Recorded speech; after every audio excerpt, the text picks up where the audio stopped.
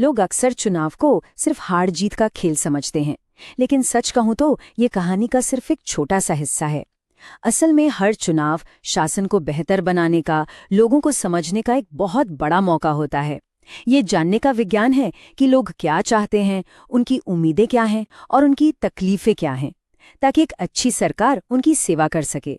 आज हम इसी नजरिए से उत्तराखंड के पुरोला विधानसभा क्षेत्र को गहराई से समझेंगे। चलिए आपको ले चलते हैं उत्तराखंड के पहाड़ों में। ये है पुरोला विधानसभा क्षेत्र, उत्तरकाशी जिले का एक अहम हिस्सा और एक आरक्षित सीट। पहली नजर में आपको यहाँ देवदार के जंगल दिखेंगे, खूबसूरत वादियां नजर आएंगी, लेकिन इस खूबसूरती के पीछे एक और कहानी छिपी है। यहाँ की जिंदगी आसान नहीं है। यहाँ के सुकून में लोगों का रोज का संघर्ष भी शामिल है और उस संघर्ष को समझना बहुत जरूरी है। और यहीं से कहानी का असली संघर्ष सामने आता है। जब आप यहाँ के गांव में लोगों से मिलेंगे तो एक दर्द भरी आवाज सुनाई देगी। एक ही शब्द बार बार गूंजता है, उपेक्षा। दशकों की उपेक्षा। लोग बताते हैं कि कैसे आज भी गांव तक ढंग की सड़क नहीं है, कैसे एक छोटे से इलाज के लिए मीलों का सफर करना पड़ता है और कैसे उनके बच्चों के लिए अच्छे स्कूल आज भी एक सपना है।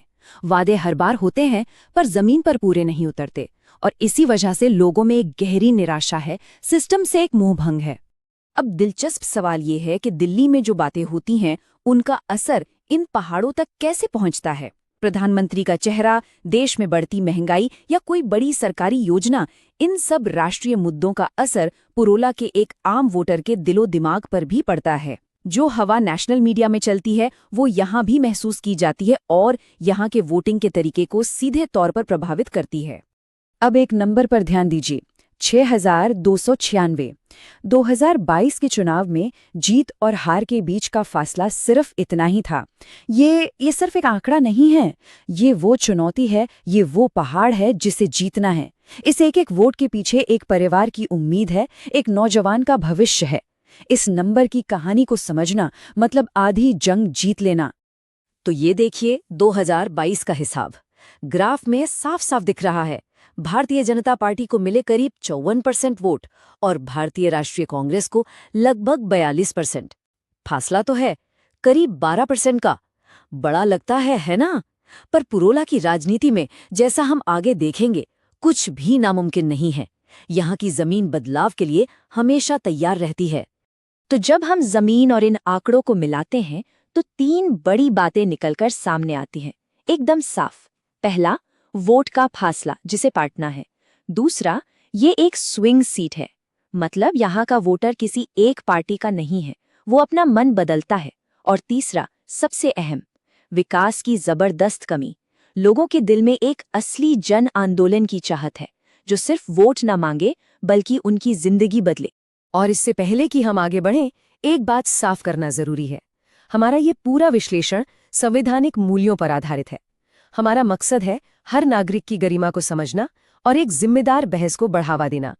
ये किसी को हराने या जिताने के लिए नहीं, बल्कि व्यवस्था को बेहतर बनाने के लिए है। पुरोला की राजनीति का एक अपना ही संगीत है, एक अपनी लय है, और वो लय है बदलाव की। जरा देखिए, 2002 में बीजेपी, 2007 में कांग्रेस, फिर बीजेपी, फिर कांग्रेस। ये पैटर्न देख रहे हैं?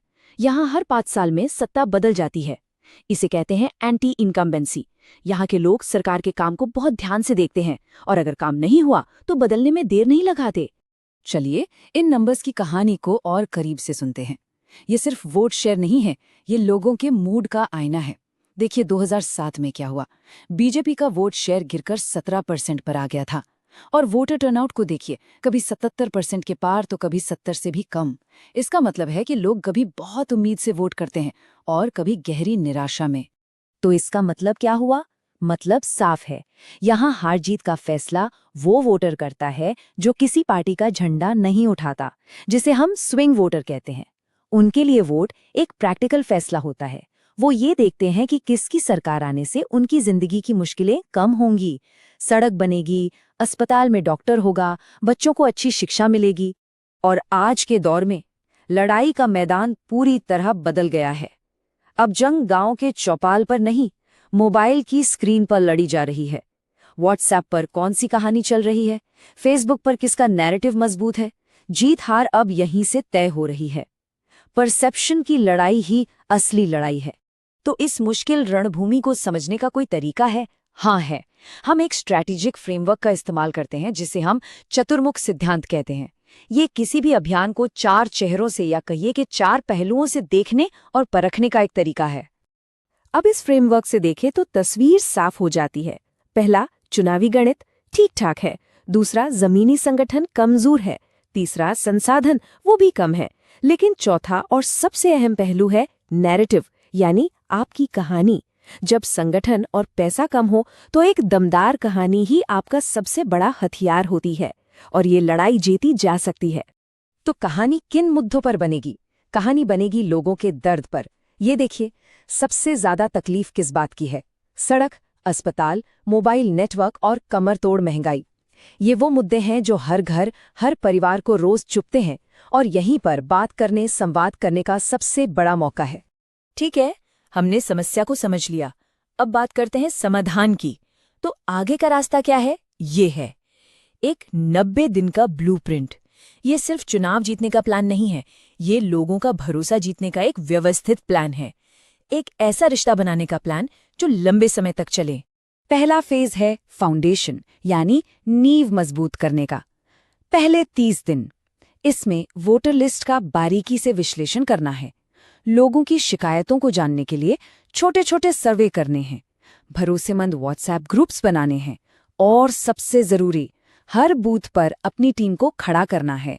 दूसरा फेज है रफ्तार पकड़ने का। अगले 30 दिन, अब तक जो डेटा मिला है उसके आधार पर लोगों के असली मुद्दों पर रैलियां करनी हैं। मेरा परिवार पीड़ित है जैसे भावनात्मक वीडियो बनाकर उन्हें वायरल करना है। लोगों को सीधा फायदा पहुंचाने वाले कैंप लगाने हैं और खासकर युवाओं से जुड़ना है। और ये है आखिरी 30 दिन की सबसे तेज दौड़। अब निशाना सिर्फ उन स्विंग वोटर्स पर होगा जिन्हें हम अपने साथ ला सकते हैं। विरोधियों के झूठ का तुरंत जवाब देने के लिए एक टीम बनानी होगी। वोटिंग के दिन की पूरी तैयारी करनी होगी और घर घर जाकर अपनी बात पहुंचाने के लिए एक समर्पित टीम तैनात करनी होगी। और मैं फिर से ये बात दोहराना चाहूंगा, इस पूरी रणनीति में डेटा का इस्तेमाल जरूर है, पर भारत के डेटा प्रोटेक्शन कानूनों के दायरे में रहकर हर नागरिक की प्राइवेसी और उनकी सहमति हमारे लिए सबसे ऊपर है। बिना इजाजत के किसी से कोई संपर्क नहीं किया जाता, क्योंकि भरोसा इसी से बनता है। देखिए, एक कामयाब रणनीति और जमीन की हकीकत के बीच एक पुल बनाना होता है, और वो पुल है पॉलिसी का। सिर्फ बातें नहीं, ठोस समाधान देने होंगे। अगर आप महंगाई की बात करते हैं तो बच्चों के लिए स्कॉलरशिप जैसे विकल्प दीजिए। अगर विकास की बात करते हैं तो इको टूरिज्म से रोजगार पैदा करने का रास्ता दिखाइए। हर राष्ट्रीय मुद्दे का स्थानीय हल देना होगा। तो आज पुरोला एक दौराहे पर खड़ा है। एक रास्ता वही पुराना है, उपेक्षा का, और हर 5 साल में सिर्फ सरकार बदलने का। और दूसरा रास्ता एक नई शुरुआत का है, एक नए जवाबदेह राजनैतिक मॉडल को बनाने का। ये एक चेतावनी भी है और एक विजन भी। और वो विजन है एक नई सोच की राजनीति का। ऐसी राजनीति जो डेटा का इस्तेमाल करे, लेकिन जिसका दिल हमेशा लोगों के लिए धड़के, जिसकी कामयाबी इस बात से नापी जाए कि लोगों की जिंदगी में उनके सम्मान में कितनी बढ़ोतरी हुई, ना कि इस बात से कि कौन जीता और कौन हारा। मकसद सिर्फ एक चुनावी जीत हासिल करना नहीं है। असली मकसद है एक चुनावी जनादेश को एक सच्चे जन आंदोलन में बदलना। एक ऐसा आंदोलन जो चुनाव के बाद भी लोगों के साथ खड़ा रहे, उनकी आवाज बना रहे। If you want to become a people-centric leader and uplift your constituency, get in touch with blueprintstrategies.ai at mgr@blueprintstrategies.ai or call 080-4204-1602. Purpose beyond politics.